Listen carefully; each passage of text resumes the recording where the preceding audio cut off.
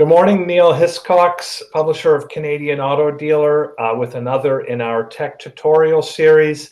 Here again with Barry Hillier, a founder of Catalytic Technology, and today with Alexander Poizner, CEO and Chief Cyber Strategist at Parabellix. Good morning, gentlemen. Good morning. Good morning. So Alexander, quickly, what is Parabellix? Well, Parabellix is a cybersecurity. Myself and my partner started a couple of years ago. And the reason for us starting this company is we really saw that a lot of companies are struggling to deliver security at the speed of this, and a lot of companies are struggling with incorporating security into the overall strategy. So the idea is to help those companies to integrate security on the business level and not just as a technology layer. That sounds good. Well, I think you're a great one for us to be talking to today, given what we see happening in retail automotive right now.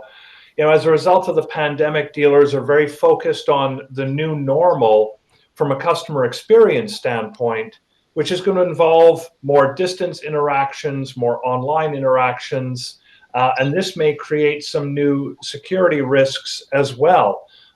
Talk a little bit about what you think needs to be thought about from a cybersecurity standpoint.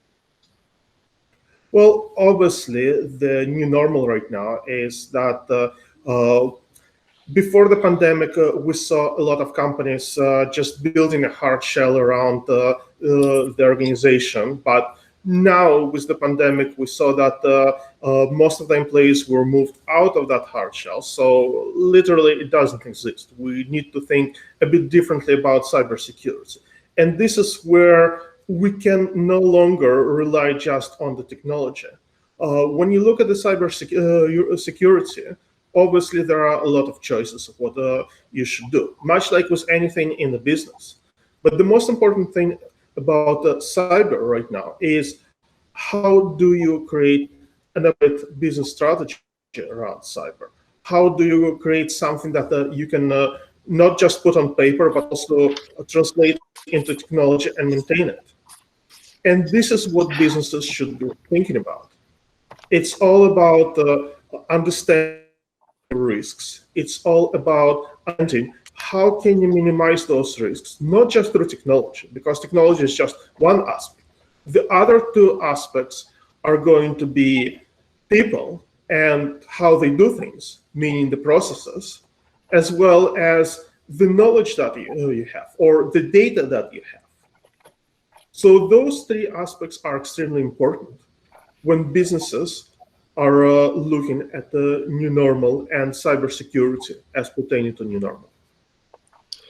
What are some of, from a best practice standpoint, where does one start? How does one start to address simultaneously or in a productive manner, on the one hand, looking at people and process within your organization? Also, we've got dealerships are very involved with a lot of different third-party vendors. There's a lot of different technologies that are being bolted together to produce solutions that certainly create their own challenges. What are some of those best practices, just to even really begin doing an assessment? Well, I think first thing that you have to do is you really want to understand what kind of digital assets they have. And by digital assets, we mean your business systems, but also the data. And a lot of companies would start by saying, hey, you know what, we have this technology, so this is our asset. Well, not really. Asset is something that is of value to the business. Asset is something that the business will either consume or produce, much like everything else. So you really have to identify those data assets. You really have to identify the applications that are either consuming or producing those critical high-value data assets. And then you have to focus on how you're going to protect those. And this is where you go through pretty much the standard thing that you would go with anything else with the business. You do the strategy exercise where you look at the objectives, goals, strategies, metrics, and by the end of this, you would have something meaningful that you can give to your IT guy and say, here are the objectives. Go now and translate them into more of technology-like way. Barry, you've been involved in this for a long time. When we talk about data as an asset of the dealership, there's been a lot of debate over the years, and different providers have had different ideas around just whose asset that data is. There has been, and it's resulted in some cases in lawsuits. It's been one of those things when it came down to especially personal data. It was something that excited me and terrified me. The exciting part was you can utilize that data and get some great insights and use that to be able to improve your marketing, your outreach, personalization, customization.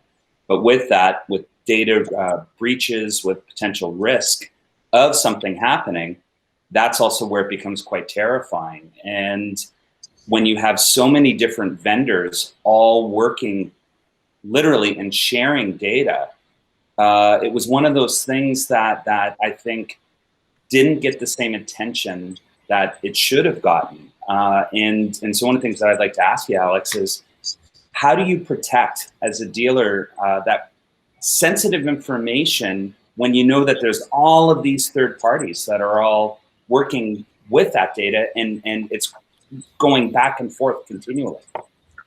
So that's a great question, Barry, and that's the question that everybody's trying to get the answer for, not just the automotive industry.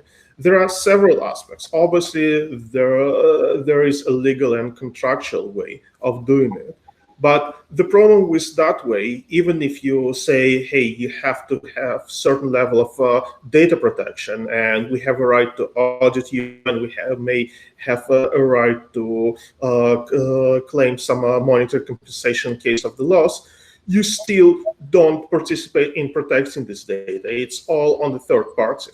So a couple of things that should help you minimize those risks outside of the contractual obligations are, first of all, just minimizing the amount of data that you share. I mean, it's all about the need to know principle. It's all about, does the third party need the data in order to do their job? Or is it just about making it somewhat easier, and maybe some of this data is, hey, just in case, maybe we're going to do something else. So minimizing the amount of data you share is one of the things that you absolutely must do. It's something that takes a bit of thought on behalf of business. It's what we call the data governance and data management. But this is absolutely a practice that every business should have if they're sharing the data, especially customer data, especially the private information with third parties. The other thing is, well, let's say you need to share this data. Now, we want to minimize the access to this data. So you want to define in the contract with the third party, not just that you have to protect this data, but you also want to say who is allowed to access this data and for what reason they are allowed to access this data. Basically, minimize the risk through limiting the use of this data by a third party. And obviously, make sure that you have the provisions that will not allow the third party to share this data further down the stream. That's another important thing, because in many cases, we've seen the data breaches affected somebody not in the direct relationship, but really a third party relationship where there have been a couple of chains in between the party that owned the data and the party that was breached. I can see how that would represent quite a challenge to even map out what those potential third or arm's length risk points could be. And that's really a problem that, for example, a data governance practice is trying to solve. And even when we work with some clients that are in business of data analytics, and they ingest a lot of data from third parties, or they share a lot of data with the third parties, and we start mapping out the risks, the number of threats just based on those relationships grows tremendously.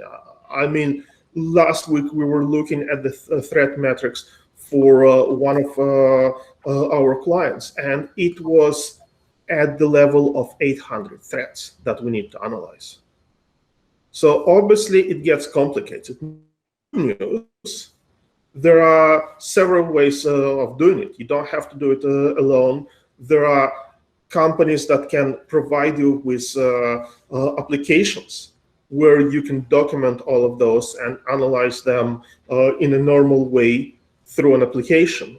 And obviously there are service providers like us that can help companies to do it as well.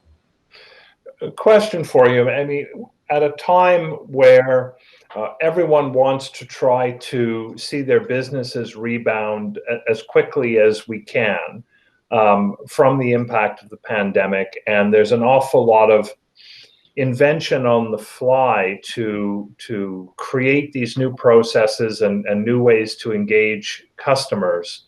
I can see that there would be a risk of letting the security considerations perhaps follow the design of the new customer experience. How can one practice good cybersecurity practices without being afraid it's slowing you down too much at a time when we're all in pretty rapid reinvention? Well, there are a couple of things that you need to do. First of all, have the security at the table right away. I mean, in many cases, the perception that security is slowing you down is correct to a point. When security has been invited to a table, when all of the requirements have been solidified, and security cannot have input to those, then we obviously have a problem. The security will say, no, we have to go back, and yes, it slows everybody down. But also, security needs to change. And this is the transformation that security is undergoing right now. And that's about how do we integrate security teams into your development teams. I mean, before security was a separate department, a separate silo within the organization. And you would go to them and say, yes, you can do it. No, you cannot do it. Now what needs to be happening is security will have to sit at the same desk that your business analysts, your developers, your architects, and have a constant conversation with them, adjusting the security as you go along, much like any service or product-centric team is going to do. That's the only way to make security work for you. That's the only way to make sure the security does not slow you down. Also, security asks very specific questions, and we've already talked about it. The security will be asking, hey, what kind of data are you using? Where are you using this data? If you already have a data management practice and you can answer those questions right away, the security will probably not slow you down, or not slow you down as much as if you don't have the answers to those questions. Because for security, it's all about focusing on the risks to specific assets. If you don't know those assets, then obviously security will be all over the place, because they already went into this risk analysis mode, because you haven't done that risk analysis. So that's very important. I think that makes a lot of sense. I want to start to wrap this up a little bit with a question that I think we can arm dealers with a useful answer. How does one stay current on cybersecurity, things one should know, vocabulary, developments. Alexander, Barry, I'd like to hear you both answer that, because certainly, Barry, you stay pretty attuned to things out there. But where, Alexander first, where should a dealer go just to, without having to put too much time into it, just keep themselves current so they're able to have the right conversations and make some of the right decisions? So there are two places. Obviously, press is not one of them.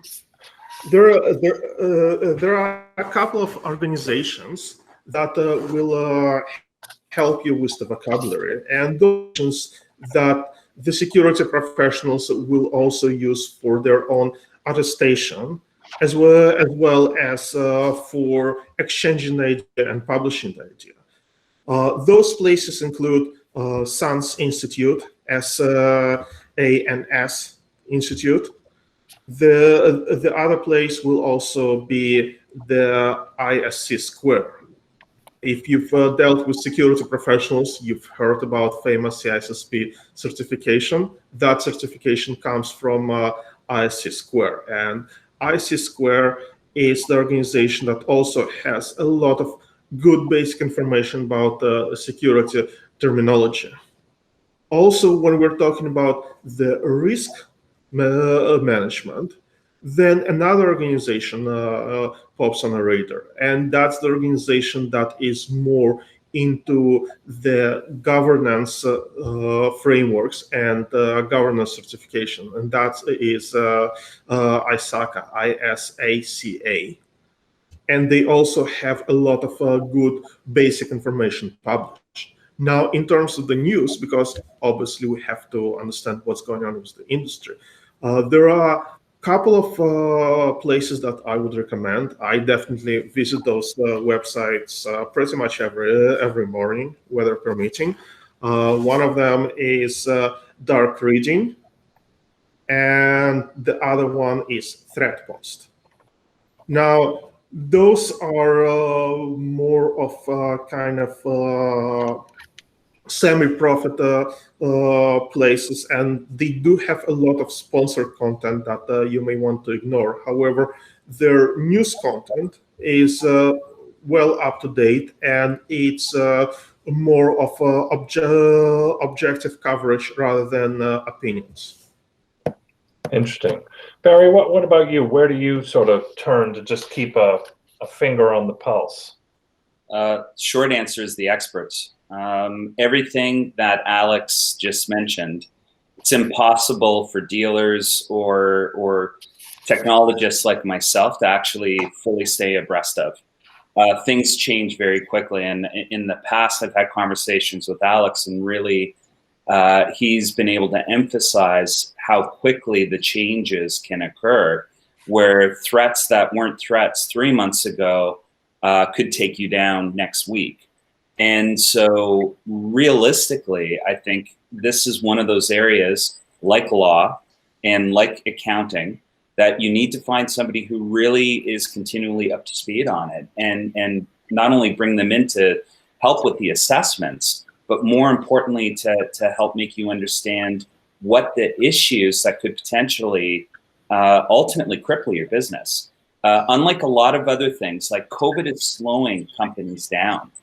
But if you have a massive breach in your data, customers aren't going to come back. And so being able to be prepared for that really does require a third party in order to educate you, prepare you, and ultimately make sure that you stay in business. Interesting. Well said. Interesting thoughts from both of you at a time when dealers are finding new ways to open doors to their customers. We want to make sure we understand how secure those new doors are. We'll leave it there for now and look forward to further discussion on in the future. Signing off. Thank you very much for your time, everybody. Thank you. Thank you for having me. All right.